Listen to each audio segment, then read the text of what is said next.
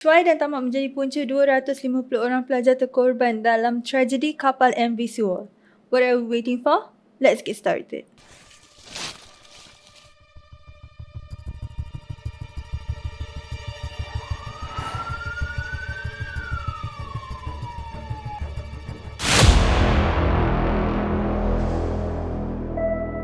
Assalamualaikum, hi and welcome back. So, hari ni I akan cerita satu cerita pasal tragedi yang berlaku dekat Korea Selatan, iaitu tragedi kapal MV Sewol. First of all, I nak minta maaf kalau I punya pronunciation ataupun sebutan dalam bahasa Korea tak berapa nak tepat atau betul ataupun salah, I minta maaf. Pada 16 April 2014, Korea Selatan dan seluruh dunia dikejutkan dengan satu tragedi yang sangat menyayat hati.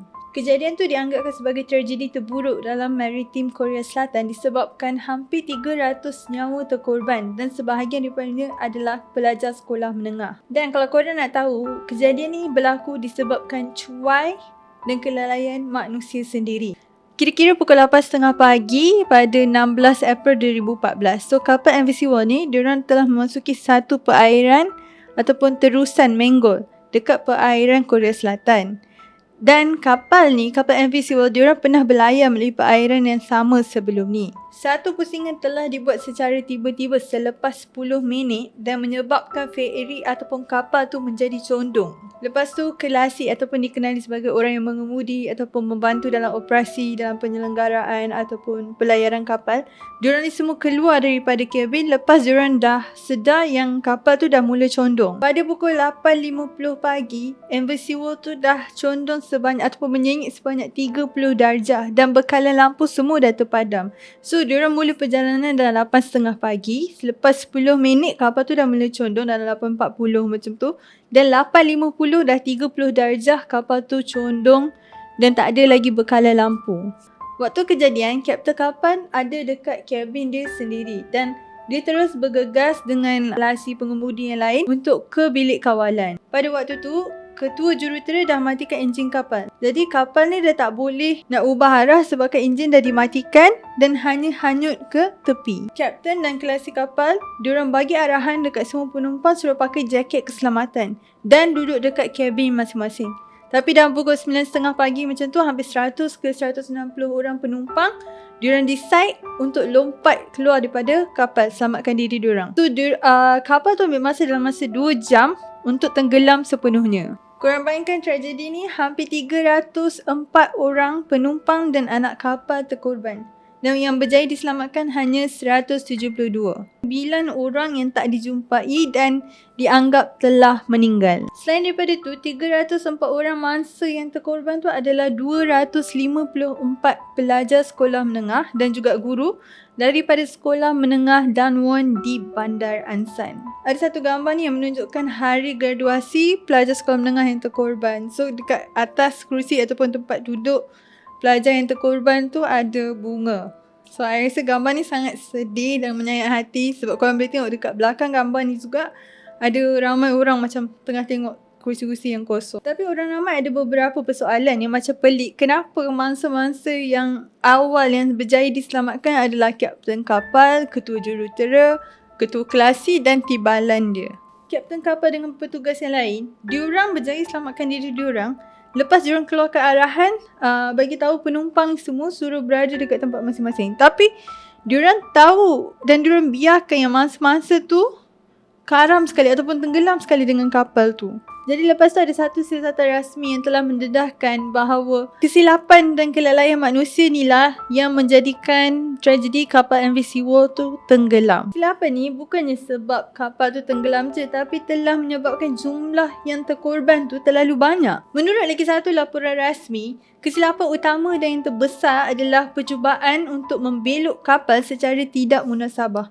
Dan ini yang menyebabkan kapal tu condong sebelum diterbalik. Selain daripada itu, ada beberapa lagi punca yang menyebabkan terjadinya kejadian malang ni. Antaranya berat berlebihan, keselamatan kargo, kurang pengalaman, salah komunikasi dan salah arahan. Para penyiasat telah mendapati bahawa beban muatan berlebihan adalah punca kemalangan. Kapal MV Sewol membawa muatan kargo sebanyak 2,142 tan, iaitu 3 kali ganda daripada jumlah 1,077 tan yang dibenarkan. Sementara itu, kapal MV Sewol hanya membawa sebanyak 761 tan air blast untuk keseimbangan kapal, tapi yang dicadangkan ialah sebanyak 1,695 tan. Ini menyebabkan kapal tu mudah nak terbalik. Pada waktu yang sama, keadaan kargo tu diorang letakkan tak mengikut garis panduan. Jadi mungkin ni menyebabkan bergerak ataupun beralih tempat dan boleh menyumbangkan kepada keadaan kapal tu untuk condong dan mudah terbalik. Malangnya tak ada undang-undang yang mewajibkan kapten kapal untuk berada dalam bilik kawalan sewaktu juru kemudi ketiga mengendalikan kapal. Salah satu punca adalah salah komunikasi. Bayangkan waktu situasi tragedi itu tengah berlaku, panggilan kecemasan yang pertama dibuat adalah oleh seorang pelajar lelaki yang ada dekat atas kapal tu guna handphone dia sendiri. Beberapa minit lepas tu barulah anak kapal buat panggilan kecemasan dekat pihak berkuasa di Jeju Island. Sepatutnya anak kapal buat panggilan kecemasan kepada pihak yang lebih hampir yang dekat dengan tempat kejadian. Punca yang terakhir ialah salah arahan. Perhatian khusus telah diberikan kepada arahan yang telah diberikan kepada penumpang. So bayangkan time tu kapten kapal dan anak kapal bagi arahan berulang kali dekat penumpang, suruh macam berada kat tempat masing-masing walaupun time tu air dah mula memasuki kapal. So dekat situ salah. Dan kebanyakan penumpang dalam tu kan pelajar. So mestilah diorang ni muda lagi dan diorang ada kepercayaan dekat kapten kapal. Sebab diorang mesti percaya yang kapten kapal ni boleh selamatkan diorang. Kapten kapal ni akan beri arahan yang menyelamatkan diorang. Tapi arahan itulah yang telah menyebabkan pelajar-pelajar tu semua terkorban. Seorang anak kapal yang bertanggungjawab juga telah ditahan dan dituduh sebagai cuai. Mahkamah Daerah Guangzhou telah menjatuhkan hukuman penjara selama 36 tahun kepada kapten kapal. Dan pada waktu tu hakim cakap kapten kapal ni bukan dia seorang je yang bertanggungjawab atas tragedi kapal MV Seawolf. Ketua Juruterang MV Seawolf dikenakan hukuman penjara sebanyak 30 tahun dan 13 orang anak kapal telah dijatuhkan hukuman penjara 20 tahun atas tuduhan pengabaian dan melanggar undang-undang maritim. CEO syarikat kargo juga dikenakan hukuman kerana membawa muatan